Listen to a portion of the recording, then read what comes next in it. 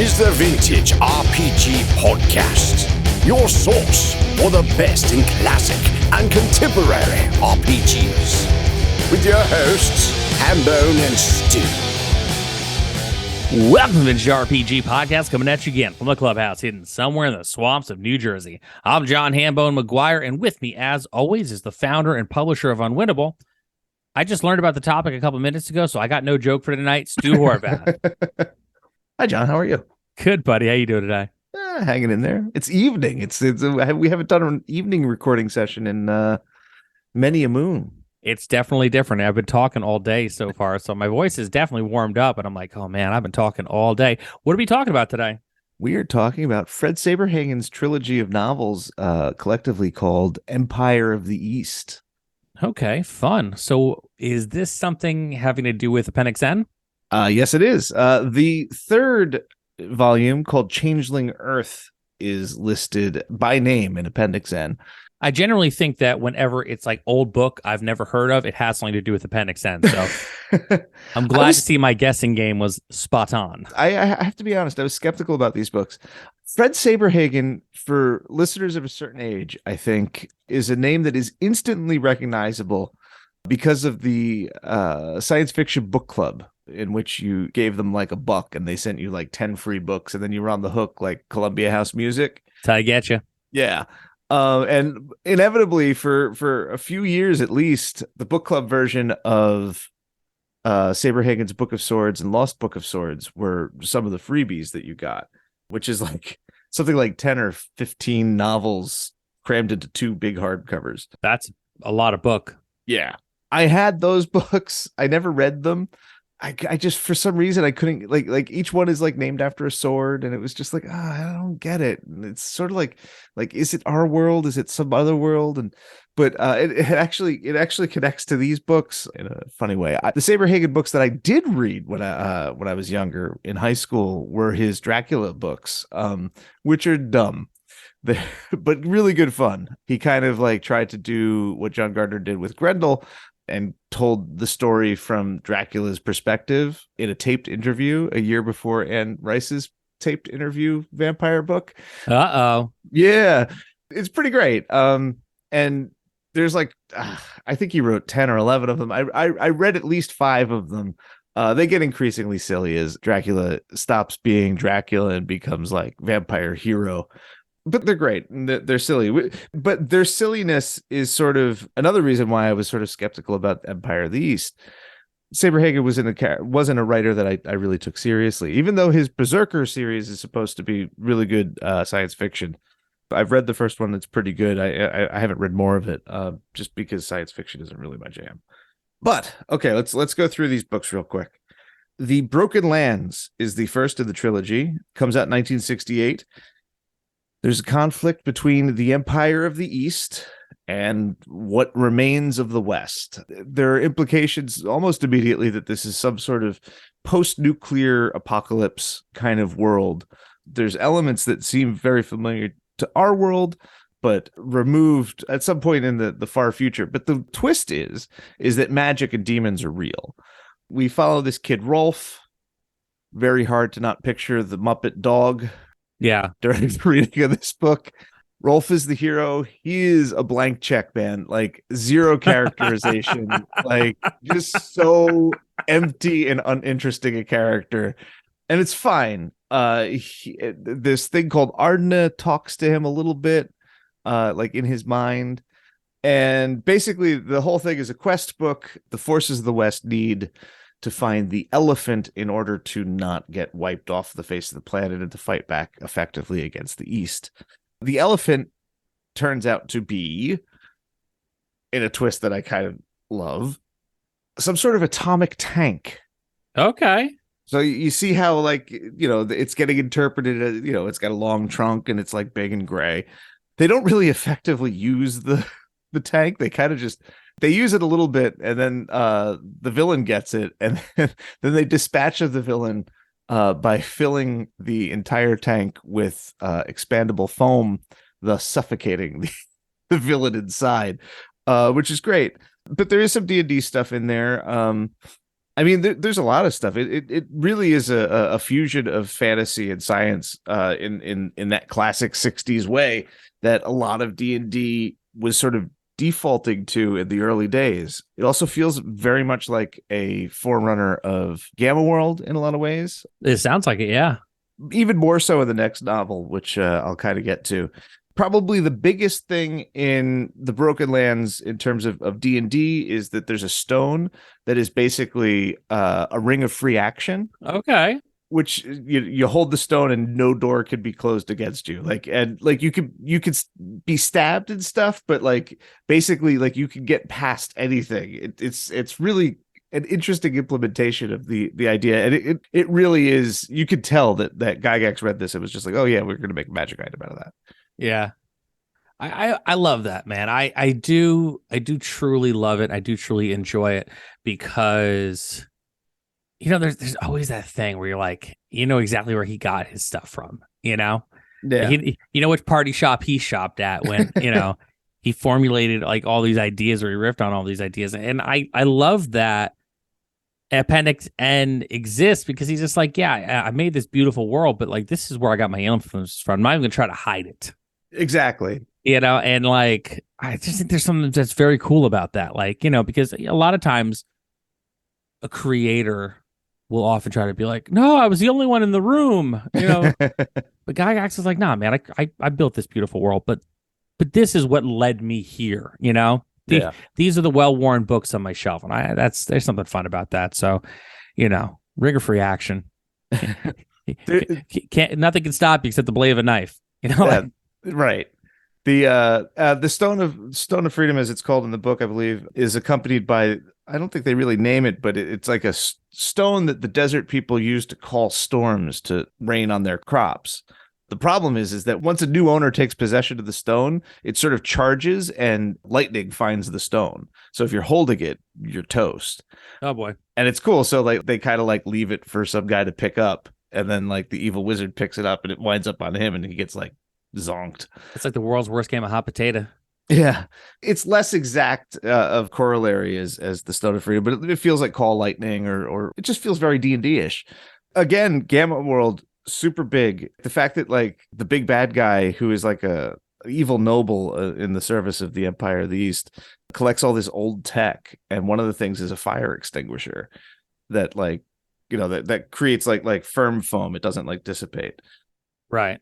And like they kind of like puzzle out how to use it and like how it works, and it feels very Gamma World, like you're finding the old world artifact, and kind of like you have to roll on that flow chart to figure out how this thing works. That's cool, man. Yeah, no, it's super cool. Like the fact that he gets killed by like suffocating foam is so good.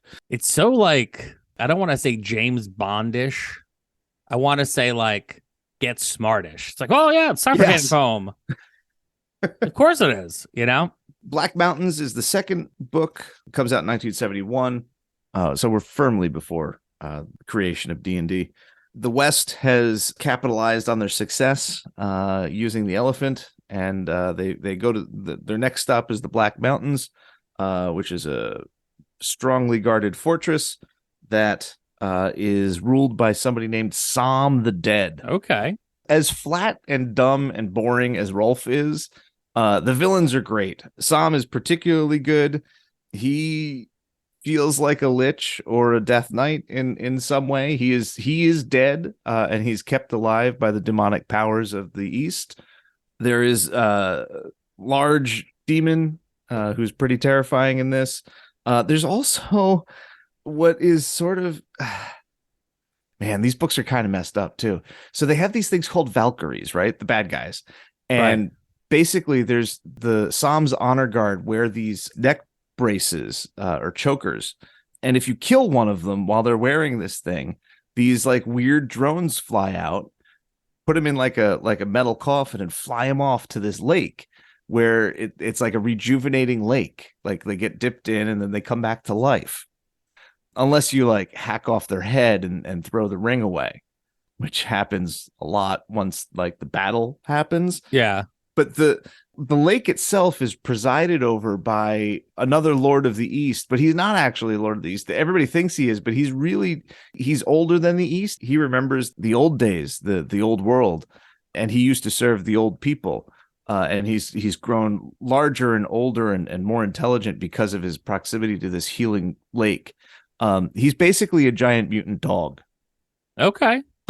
Brawfoot. And he's actually pictured on the cover fighting the demon, who is very cool looking, big black metal, very Sauron kind of armor. But the mutant dog doesn't really look like a mutant dog. He looks like an owlbear, like a lot like an owlbear. Almost to the point where I'm like, it makes me kind of question the accepted origin story of the toy. Like, for sure, the toy plus this painting is how we get the owlbear. Right. And it's just like, wow, like it's right there. And then like this whole idea of like a mutant animal, the old tech, keeping that thing running, the how weird it is, all of that feels super Gamma World in this book. And they use a genie of invention to invent airships to aid them in their attack. There's schemes involved, and it's all just very strange and interesting and feels very D&D. The schemes in support of a mass combat, as opposed to like a heist or something, I feel is very much in step with the early concerns of 70s D&D. Yeah, you know what I mean? Everything that you have said so far, all the naming conventions, everything, it just seems like so spot on to what that should be, And then also, like, I think to myself, in the end of the day, I would rather have cooler bad guys than a cooler good guy. Oh, yeah. Because, I mean, sure, like, you said earlier, the good guy's like a blank check, but at the same time, man, like, there's something to be said about, like, I don't know. It's hard to have it both ways, where like the bad guy is as engaging as the good guy, or vice versa. So, I'm taking better monsters and better bad guys for like, a good guy that you're rooting for, but you're not rooting for him. Yeah, there's another sort of secondary protagonist through the series named Chup. He starts out as one of the evil Eastern barons.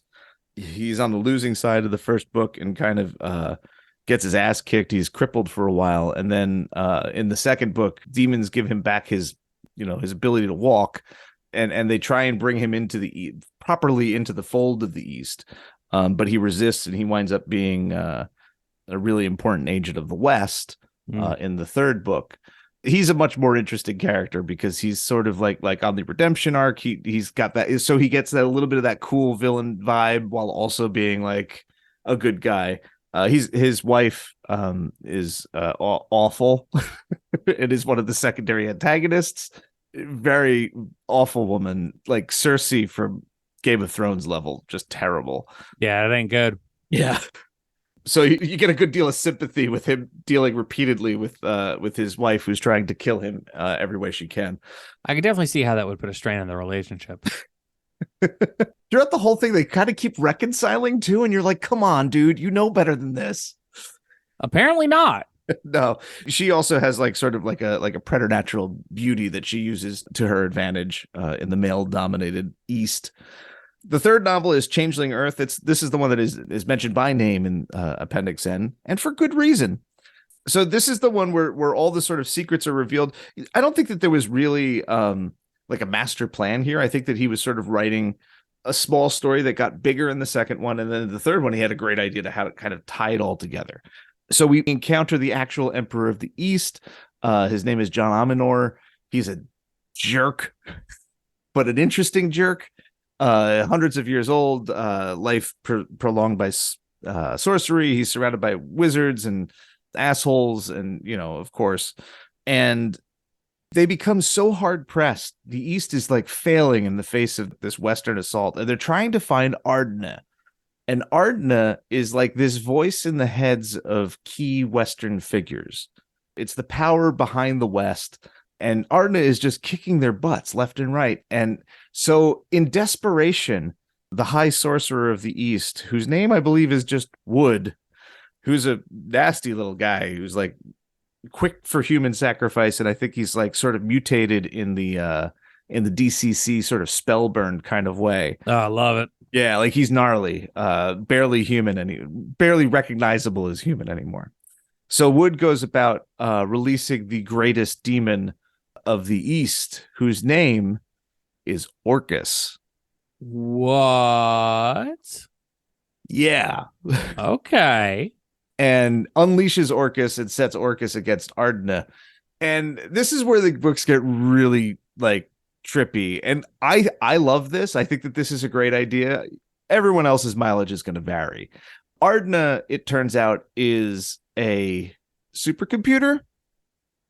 Okay. Yeah, and it's part of like so way back when, during basically what was our Cold War, nuclear war started. And Ardna was the thing that the West used to sort of like protect itself by basically creating or changing the fabric of reality so that nuclear fission wouldn't work, and replaced it with magic. Okay. I see where you're going. Yeah. So Orcas isn't a demon. Orcas and all the demons are born out of just pure human violence that was overtaken by this thing called the capital C change, instituted by Ardna when the war game was lost and nuclear missiles were flying in the air. So basically, Orcas is a nuclear bomb that was caught by the change at the moment of detonation and transformed into the most powerful demon of the East. Holy shit. And it becomes like this crazy metaphor for the Cold War and like the East versus West and all how stupid it all is, and the folly of man and violence and all this stuff. But Orcas is the one that is at the center of it, and Orcas is terrifying in Saberhagen's writing. Just like you get a little glimpse of his history about how he stalked the earth and how he consolidated his power, and is just like a terrifying figure. And the whole thing is that Ardna wants Orcas to fight him because he wants Orcas to defeat him so that he can undo the change and destroy the East, remove all the demons from the world, and sort of hit a reset button for humanity to try again. And that's what happens. That's friggin' bonkers. It goes from like guy named Rolf like fighting like local evil baron to like this is really big and huge, and obviously feeds directly into Dungeons and Dragons with the Orcas connection. I mean, I did not have where you ended up on my bingo card. Like, I'm like, okay, here we go. Fantasy, generic fantasy, slightly sci-fi fantasy, whatever. And now I'm like, that's awesome. In a lot of ways, it kind of reminds me of Adventure Time. Now, spoilers, if you have not watched all of Adventure Time yet, ultimately you find out that the world that they're in is our world, but like after like a nuclear war. Like, and it's funny, and everyone's like mutating. There's candy creatures and this, that, and the other thing, but really, like, it all was because of like the bomb. Yeah, you know, you have the Lich, and you lots of parallels I think could be drawn between this and Adventure Time, except Finn was a lot more, say, 3-dimensional than Rolf. Great protagonist, but wow, man, right? Damn, it's a lot. There is a fourth book that takes place like a couple thousand years after this, called Ardna's World, written much later in Saberhagen's life. I'm kind of not interested in reading that. But then thousands of years after that is his Swords books, which tie into Greek mythology, and like one of the underlying themes here is that there are no gods but those made by men. So like all of the power of the demons and the gods and all of these books is given through the belief of men, which is also, I think, a very key facet of D&D's cosmology. And all this out of a Columbia House book. They're great too. Saberhagen can really write. Like I said, the Dracula books are silly, campy, very tongue-in-cheek, but these are not. They're super violent when they want to be. They really do a great job of not being misogynistic or homophobic or racist in the ways that I expect genre fiction from the 60s and 70s sort of casually be. No small feat for the time. Really, truly. I mean, there is maybe some what's his name's wife is maybe the closest to like a misogynistic kind of, but like she's terrible for her own reasons, and like she's a really fully formed character. So I really don't see her as like she has a lot of agency, and she's just a bad person, and that happens. Hey, listen, man, sometimes you wake up and choose violence. Yeah. So yeah, like for the time, pretty clean book and good. Like just really engaging. Like I read them within a week, all three of them. Well, very cool. Stu, do you have any final thoughts on Empire of the East? So there's this really great quote in a Solomon Kane story where he talks about easing. Now and again, he gets to ease evil men of their lives, and it's like one of the best pulp quotes ever written. Robert E. Howard. It's great, Fantastic. and I just kind of murdered it, but like the quote if you know if you know. There's something similar in Changeling Earth. It's Rolf and Chup and the chubby wizard that they hang out with, Loford. Great name for a chubby wizard. He's great too. He's like totally ineffectual. Oh, and he calls up elementals. They're straight up D&D elementals, which is great. They're in this like little camp. Basically, they're in a hotel in the desert. And part of the hotel complex is a brothel and a tavern. And the bad guys that they need to steal something from are there. So they're kind of like pretending to be merchants and trying to keep it low key. And Chup's like, well, somebody should go to the bar to see what you can find out. And Rolf kind of like gets like tense about it. So Chup gave him a quizzical glance. Do the painted women make you nervous, young one? And then Rolf replies, no, yes. Because always in the background, there's a man who owns the women, and that people should be owned does bother me, though it seems sometimes not to bother the slaves. I am made nervous in such a way that I want to kill that man. It's like, yeah, Damn. do it, Rolf. Get it, You Rolf. got a little bit of personality at the end there. Picks it right up at the end. Yeah, he's just like, that dude is a slaver, and slavers, I like to kill him. What was that for like the first it. 200 pages? I mean, really? Rolf's got issues. He's like they steal his sister, they kill his parents. They're very typical. Again, like the bad guys. It's like a roving gang of like soldiers tears through his settlement and kills his parents and kidnaps his sister. Like it's like the origin story of every player character ever, right?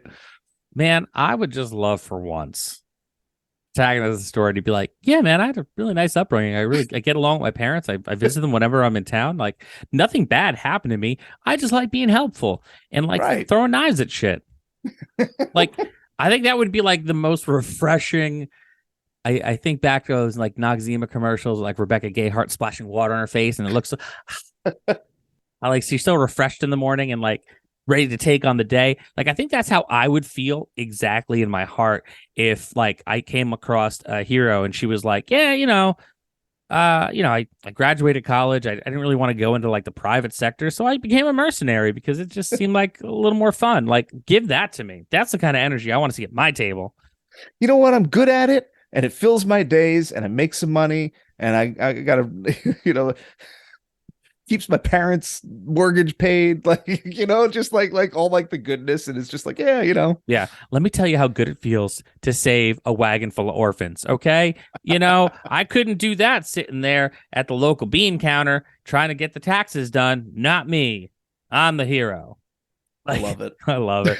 So this is another amazing episode of the Vintage RPG Podcast. Stu, where can people find you on the internet? They can find me on the internet, on Instagram at Vintage RPG. I have these books probably going to be in the 2024 posts. Yeah, that's next year, right? And Feels good. Yeah, I think at some point I have covered the DCC setting book for this called Empire of the East, which is okay, but does feature an excellent, fantastic Ian Miller painting on the cover. So even though I find the rest of the source book kind of the cover is pretty fantastic.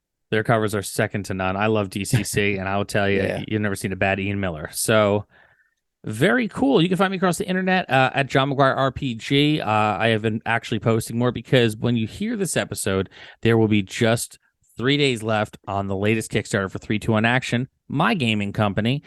Hard Times on the Back Nine and Kevin Saves Christmas Holiday Action double feature.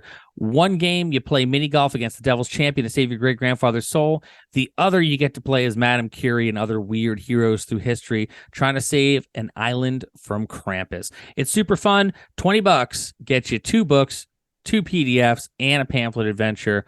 You can't go wrong with the Holiday Action double feature. So check it out on Kickstarter. There's links. If you can find me on the internet, you can find a link to the Holiday Action double feature.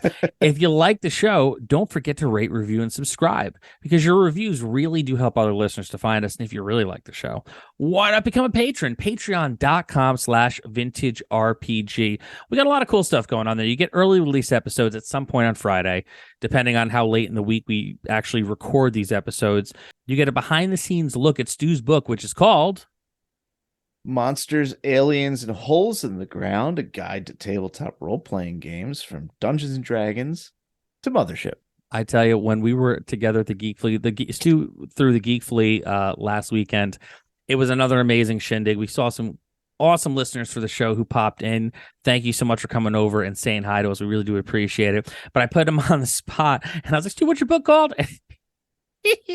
It's a great gag, but that was pretty fun. But you get a behind the scenes look at Stu's book. You get a behind the scenes look at 321 Action. We've got a killer Discord community that we'd love for you to be a part of, and at certain tiers you actually can join in on games run by Stu and I. I just, by the time you hear this, will have wrapped up my 5e adventure with some of the patrons. The adventure I'm going to be running in May, I don't know what particular adventure I'm going to be running in May. However, I am going to be running Call of Cthulhu. I put out a survey, and it came back predominantly, we want to play Cthulhu with Hambone. So Cthulhu I will run. I'm going to have to consult you about this too offline to see which adventure I'll do. And yeah, man, we're going to have some fun. We have a lot of fun in our Discord. We'd love for you to be a part of it. Patreon.com/vintagerpg. So for Stu Horvath, I'm John Hambone McGuire. May the dice always roll in your favor.